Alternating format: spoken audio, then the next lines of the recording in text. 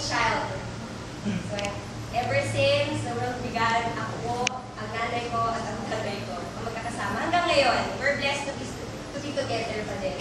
And when I started school, medyo may times na parang feeling ko I was a loner. Kaya ako lang mag-isa, kasi nga hindi naman ako nasanay na may kalaro. Naglalaro ako lang, bahay-bahaya sa hindi ko lang. Natututoan ako lang, pero niluto ko yung sarili ko, yung mga dolls ko. And pagdating ko ng mga 7 years old, sabi ni Lord, sige na nga, pagbibigyan kita, bigyan kita ng mga kaibigan. Lumabas ako ng bahay, compound kasi yun parang townhomes. Paglabas ko, puro brothers. Wala, paano maglaro ng Barbie dito? O di nasanay ako maglaro ng mga patentero, hulan, taguan, folks.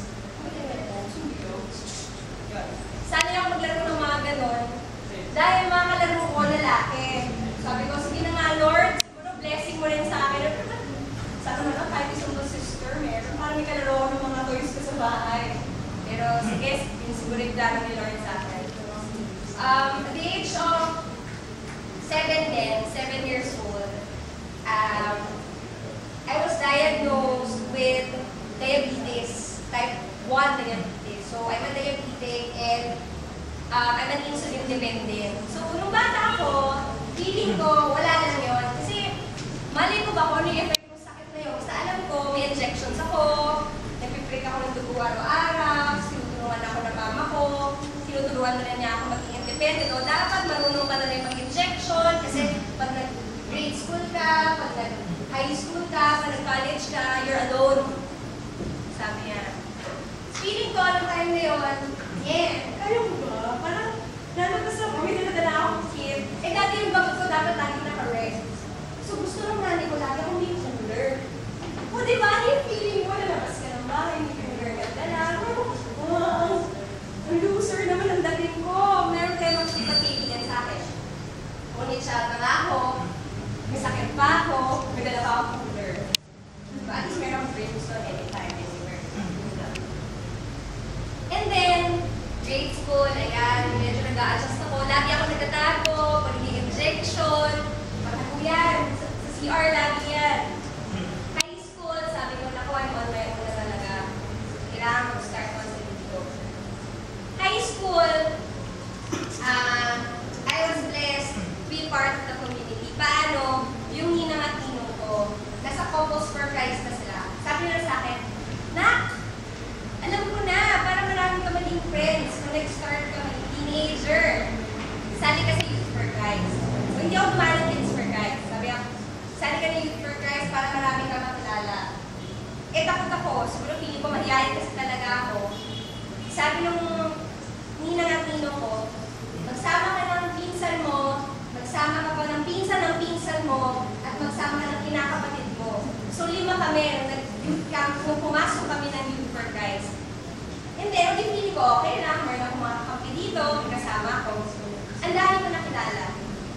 And then sabi ko, I want here, in this community kasi feeling ko, lahat sila, kaibigan ko, lahat sila, naiintindihan ako. At grabe Lord, hindi ko akalain meron palang ganito. Akala ko, eskwelahan lang, at yung mga kapitbahay kong lalaki. At syempre, mga pinsan ko, akala ko sila lang. So I was blessed in this community. And then, college came, I was very active. Hanggang sa lahat-lahat na pwedeng maging leader doon, dinaanan ko because hindi ko that is the Lord's plan for me. And in that way, mas marami akong nakilala. Hanggang nag-college ako, hanggang sa natuto na ako, kahit nandun ako sa desk ko sa college, nag-injection ako, kasi tanggap na ako ng mga tao sa paligid ko. Dahil hindi ako nahiyang i-share yung buhay ko sa kanila. Hindi ako nahiyang sabihin ano ako, sino ako, ano yung pwede kong ibahagi sa kanila bilang isang Kristiyano at bilang isang tao. Hindi ako nahiya. And then sabi ko, nag-graduate na ako, George, feeling ko, ito na yung panahon para mas marami pa akong makilala, yung maiintindihan ako when it comes to my work, when it comes sa mga emosyon ko, sa mga aspeto ng buhay ko, sa pamilya, sa love life, sa mga kaibigan. Hindi ko kailangan ko pa ng bagong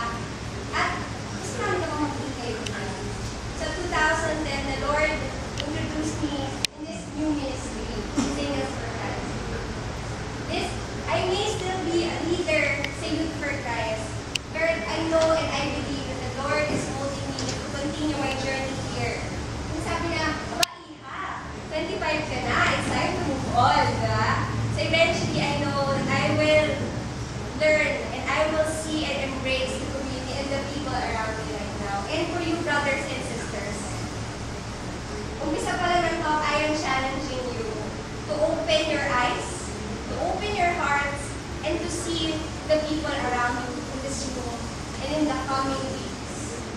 I want you to see that we are a family here and that God, hindi lang siya yung nagmamahal sa atin. With His love, He wants us to share this love to each and everyone in this room. Amen? Amen. So sabi, I believe that in the past few weeks, dahil natin pinag-usapan, ano nga ba yung pagmamahal ng Diyos? Ano ba yung gustong ibahagi sa atin ng Diyos? And He shared with us these two great commandments. And sabi niya, love me, son, daughter. Love me as your father. And I want you to love your neighbors as well. Okay lang po ba? Samahan niyo ako, basahin natin ito. This verse is from Mark 12:28 to 31. Let us all be seated. One of the teachers of the law came and heard them debating. Was saying that Jesus had given them a good answer. He asked him, of all the commandments, which is the most important? The most important one, answered Jesus, is this: Hear, O Israel, the Lord our God, the Lord is one. Love the Lord with all your heart, and with all your soul, and with all your mind, and with all your strength. Second is this: love your neighbor as yourself. There is no commandment greater than this. It is love that God wants us to share. He is sharing His love to us. It is through Jesus Christ. Yeah? And God, sabi niya, gusto ko yung pagmamahal ko, ipapahayag ko sa lahat ng importanteng tao sa buhay ko. And that is all of us. Sabi nga niya, there is no greater thing, greater gift in this world but only love. Diba pag love na pinag-uusapan, iba dyan, love. Sakit yan eh. Meron naman pag love ang pinag-uusapan, hindi kami tao yung nakangiti. Hindi naman ibig sabihin love life lang yan. Hindi naman ibig sabihin pagmamahal sa kaibigan yan. Pero pagmamahal sa lahat ng tao na binigay sa atin ng Diyos. Amen? Amen. And alam ko, pag love na ang pinag-uusapan, medyo sensitive na yan. Babalikan natin yung mga, ano ba yung mga past na nangyari sa akin? Past relationships, past experiences about love. Yeah. Hindi ko na tatanungin, baka iba dyan pag sinabi mo, sino dito yung nasasaktan? Hala na, ayan na, mamaya sa BGs nyo. Sis, kasi ito yung nangyari sa akin. Sabi mo kasi ninabi, hindi mo siya tayo. But I know and I believe that each and everyone in this room is experiencing love.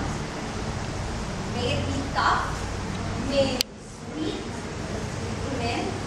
But right now, I want you to know more about what is God's love to us and what we call Christian love.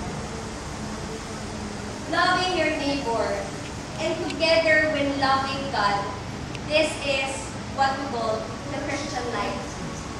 This is the Christian love. And ano nga ba ang Christian love? And what is love all about? We'll talk it tonight. Are you ready? Yes.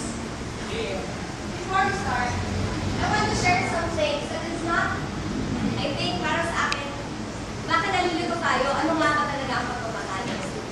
Baka sa atin, ang pagmamahal na yan, o ibang pagmamahal, puro positive lang yan. Una, love is not only having positive feelings. Sometimes, it's tougher, or it's tough to love. Iba kasi sabi na pag positive lagi, kasi feeling ko, pag love ang pinag-uusapan, nakita lang ako mabituin sa paligid. Feeling ko lahat ng tao, sinasamba ko. Feeling ko lahat ng tao, lagi akong yayakapin. It's not just about the warmth that we feel when people notice us. Love is not just about the people hugging us, or embracing us, or telling good things about us. Because feelings do change. Diba? Hindi yan lagi, love, masaya yan. So pag di pala ako okay, wala nang love, yung love, ibig sabihin laging masaya yan. Brothers and sisters, love is very tricky. Sometimes the Lord is sending us a lot of messages about love na dumadaan yan sa mahirap na bagay. Pero do know that plano yan sa atin. And it will become sweet and sweeter each and every day. But for us to learn how to really love others and how to love ourselves, sometimes it's not a gift. Diba pag gift, ang saya-saya mo? Sometimes it's not in the package that we want. Pero minsan, ito yung mga bagay na hindi natin na-expect. Ay, bakit ganito? Hindi maganda. Pero minsan, dun tayo matututo. At dun tayo matutulong bang magmahal. Amen? Next one. Love is not always saying yes. Ano po ang ibig sabihin ito? So, ibig sabihin, brothers, dapat laging yes. Para diba, go for the goal ba from the sisters? Or, pag meron akong, may offer sa akin na bagong trabaho. Ay, nagtrabaho ka na ngayon. Sabay, may dumating na isang offer. Tumawag sa'yo isang job hunter. Bilang, uy, may offer ako sa'yo. Mas malaki ang sweldo mo. Diba? Mas maganda ang benefits and compensation mo. Diba? Kung feeling mo, I feel so special. I feel so loved. Praise the Lord! There's sometimes, is this the job that we really want? You say yes, and then, yay! Masaya to. Feeling ko, I am loved. I am very blessed. But sometimes, baka yung akala natin, laging yes. Hindi naman pala yun. Sometimes we have to say no. Maybe because this is not God's plan for us. And this is not what we really feel inside of us. Alam niyo, brothers and sisters, ang talagang makakaalam lang ng puso mo is kayo and your God. So in loving someone or something, go back to your heart. May tanong ako before we continue. Meron dito yung talagang everyday I pray bago kumain, bago matulog, pagkagising sa umaga, I pray. Okay lang yan, hindi makasalamat yung pag-ibig. Meron ba dito? Meron? I see some bits. Meron? Ako, nung siguro naging consistent ako, mga high school ako, or din, kasi ang parents ko naman, they're Catholics. They're not in the community, but we always go to Mass, and we pray before we eat. Eh nakikita ko yung mama ko, nagdadasal siya bago siya matulog.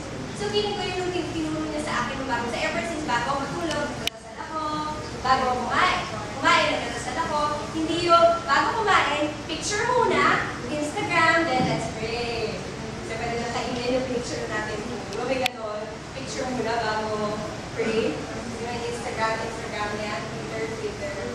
So, sinuruan ako ng parents ko, dasal muna. And, nung lumalaki ako, feeling ko with the help of the community, the guidance of the community. There is this time when I was really down. Yan, kaya share ko na. High school ako, may time na yung buong barkada ko, iniwan ako. Sabi ko, may problema ba ako bilang tao? Matalay ba ako? O nakikipag-away ba ako? Ano lang iniiwan? Nag-start naman yung first, quarter namin. Buo naman kami. Ano yung nangyari? Sa ano pa to St. Teresa's College, Dr. High School. Bakit ganon? Second year yun eh. Problema ba ako umiyak ko araw-araw? Siniwan talaga nila ako. Hindi nila ako tinatawag pag recess na, kahit 20 minutes lang yun. Hindi nila ako tinatawag pag lunch. Sinihirapan na nila ako. Sabi ko, bakit gano'n? And then, sabi ko, nag-yes ako sa kanila nung niyaya nila ako eh. First year yun, again yung first year. May iba akong grupo talaga doon. Kasi yung grupo na to, niyaya ako. Halika, sumama ka sa amin, happy. Yan. Kasi marami tayo.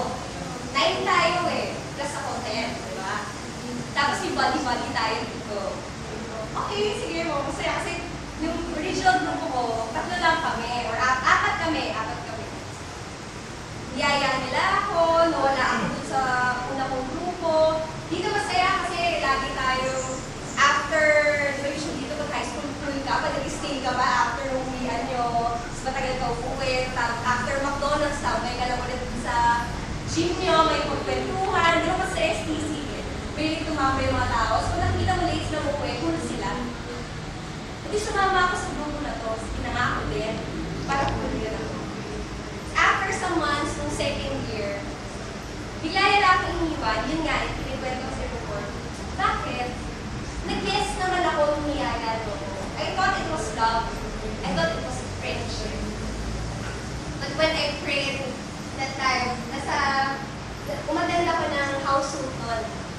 Isang ano yun, this is my time, household is my time with my fellow Youth for Christ. So I went there, I prayed with them, and then there I realized, I shared my story about my high school friends. And they told me, Abby, baka they're not the friends that you are looking for. Baka you were just tempted to be with them because of not a good intention. If ang intention ko is, I really want to make friends with them, baguhin sila at babaguhin nila ako in a positive way, and then it's a blessing. And I realized, gusto ko lang kasi cool sila, kilala sila sa STC, grabe silang friends sa ibang, ibang level, ganyan. Cool sila, kilala sila. Sinabi ko ito, ang apelido niya, ay kilala sila. So, kilala na rin ako. So, I had a different intention when it comes to love, and I thought it was really love when I joined it. But eventually, the Lord gave me a situation that feeling ko, iniwan ako na lahat. Pero feeling ko naman, sabi ko, Lord, siguro ito yung paraan mo para mahalin ako at sabihin sa akin na Abby, this is not what I'm planning for. And that's why love is not always saying this. Kasi minsan sometimes, we just go because we feel. Feeling lang natin, it is what we call love. Pero that is, but our intentions is not really for the people. Amen.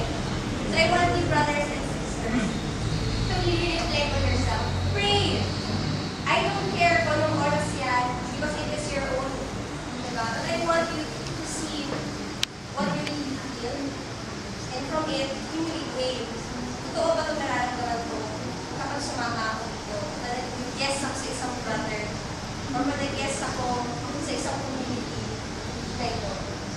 Next one, love is not defensive. Ano ibig sabihin nito? Sabi nga nila, pag love, risky yan. Diba? Risky talaga yan. Nagmahal ako, pero iniwan ako. Someone betrayed me. Diba? Nagmahal ako. Mahal ko yung mga kamag-anak ko. Mahal ko itong taong to. Pero bakit, Lord, kinuha niyo na po sila ng maaga? Diba? Lord, ba't ganito? Diba? You feel that you are being injured by love. And you tend to be different. You tend to be negative about it. Sinaktan ako eh.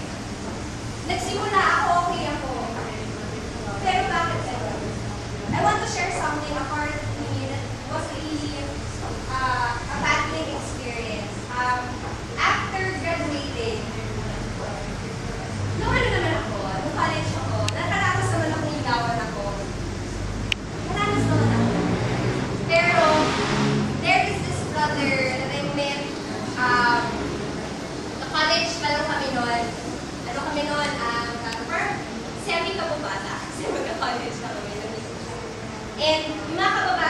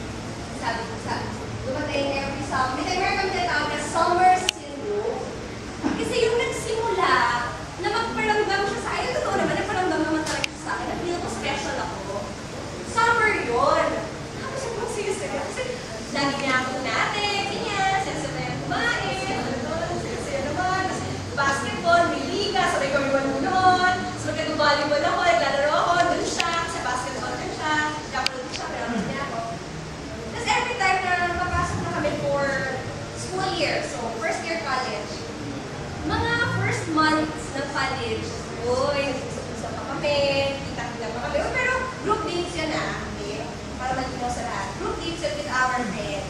Pero feeling ko, masaya-saya ko kasi nakasama ko siya doon. Pero pag ayan na, naging busy na, sunod-sunod na mga buwan sa college, nawawala ang communication namin, pag-ibigita kami, hard kami mag-usap. Sabi ko, hala, siguro Lord, okay, hindi naman talaga, nag-feeling ako. Okay, hayaan ko na. Dumating na, tapos na ang first year college, dumating na ang summer na naman. So wala na naman pasok. Kita-kita naman kami for summer. Ayan na naman siya ulit. This is for, so 1 year na siya. Coming second year, nagparamdam siya ulit ng summer. And then, para mas mabilis yung story, umamin siya sa akin doon na he is very interested in knowing me, taking good care of me. Yan. And then, napasama ko siya sa youth camp, sa YFC. Yes. Sa YFC, MLS, ganyan. Isama siya sa community. Tapos, umamin na siya na he is interested to know me. Pero, after yung summer na yun, so yung peak nun, pumasok na naman kami, nawala na naman. So, tapos na second year ko, bilang kolegya. Dumating na yung summer before third year. Akala ko wala na, may naligaw na sa akin ng second year, pero siguro sabi, hindi pa, so single pa din. Nag-attain ng third, after the second year, yung summer na before third year ko, yan na naman siya. Paramdam na naman ang lolo. Ganun din, I'm interested, let's go out. Nag-dinner na kami, nag-progress kami every summer. Every summer. Nag-dinner na kami, nag-Starbucks na kami, ganyan. No movies. Starbucks, dinner. And then I finally realized, after that summer ulit, ano nangyari? Nawala na naman siya. Third year, going fourth year. I realized na, sabi ko, ano ba to? I need to talk to him. Kasi feeling ko, nagiging, ay, ano ba ito nangyayari? Kinausap ko siya. Brother, ano ba ito nangyayari? O, ano ba talagang intention mo sa akin? And then he told me, I love you, Abby. So, big word. I love you, it's a big word. I love you, Abby. Pero I want to finish my studies. Nag-aaral siya bilang nurse ko. I want to finish my studies. I cannot even, parang, hindi nga niya daw kaya magsabihin ng YFC, and kaya hindi na siya naging active doon. Sabi, I want to finish my studies. I want to become a nurse. And then, that was the time, sabi ko, okay, I'll let you go. Sabi niya, bakit? Kasi, you're not pursuing me. I don't know if you're really sincere, pero yung gusto ko kasi totoo. And, sabi ko, hindi mo ba napapansin na every time you go back, may naniligaw sa akin, in between, pero every time that you go back, bumabalik sila ko. And I believe I don't deserve this kind of love. And then, meron akong, siguro after ilang years, 2 years din kami wala talagang connection na ulit. May naniligaw na sa akin na brother, he's from the community. Yan, he is a missionary. And then, naligaw sa akin yung brother na yun. I believe that is 2008. Nawala na yung connection namin yung brother kung kinikwento ko, 2008, 2007, 2008. Come 2010, yun nga, there's this missionary na naligaw sa akin. Eh dahil kabarkada ko yung past guy, nakilala niya yung missionary na to. Tapos, kinausap niya ako nung umalis na yung naliligaw sa akin na yun. Sabi niya, sino ba yun? Mukhang anime. Sabi niya, hindi yan bagay sa'yo. Kaya ganyan. Baka ba, Abby? Hindi yan bagay sa'yo. Sabi ko, ano ba pinapalabas mo? Ayan. Sabi niya, hintayin mo lang ako. Magpipiloto lang ako. Wow. Nurse ka na. Gusto mo piloto? Kasi nag-aaral na siya ng e-pilot. Pilot na siya sa Pacific River. Sabi niya sa akin, hintayin mo ako. Pipiloto lang ako. For that time, may girlfriend siya. Sabi ko, ano ibig sabihin? Ito, may girlfriend ka. Tapos, hintayin kita. Yung girlfriend ko na yun, face lang yun. Ouch. For sister. Sabi ko, so ibig sabihin, pag ako pumayag, you can always do this to me. The face lang. So I believe that the Lord told me na hindi talaga. Noong time na may lapse na 2 years na nawala siya, 2008, nung nawala siya, I was really defensive. When it comes to love, sabi sa akin, uy, di ba ako nagpapakit sa'yo sa UST, Abby ah. Pag nag-text ko sa'yo na, kumain ka na ba? Ano nire-reply mo? Nire-reply ko, malamang, kakain ako. Alam mo, hindi ako kumain. Di ba ako? Dumating ako sa time that I was really not good about